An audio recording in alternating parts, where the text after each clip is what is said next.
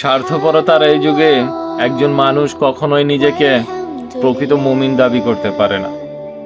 রাসূলুল্লাহ সাল্লাল্লাহু আলাইহি সাল্লাম বলেছেন, তোমাদের কেউ ততক্ষণ পর্যন্ত প্রকৃত মুমিন হতে পারবে না যতক্ষণ না সে তার ভাইয়ের জন্য তাই পছন্দ করে যা তার নিজের জন্য করে। এই হাদিসের গভীরতা কতটুকু একটুখানি ভেবে দেখেন। এখানে ভাই বলতে শুধু নিজের আপন ভাইকে নয়, বরং সমস্ত মানব জাতি এবং মুসলিম ভাই বোনদেরকে বোঝানো হয়েছে।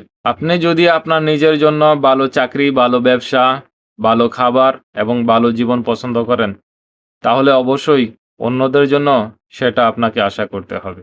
আপনি যদি চান আপনার গোপন দোষগুলো মানুষ লুকিয়ে রাখুক, তাহলে আপনাকে অন্যের দোষ চর্চা বা গীবত করা থেকে বিরত থাকতে হবে। ইসলাম আমাদের শিখায়, হিংসা বা অহংকার দিয়ে ঈমান কখনো পূর্ণতা পায় না।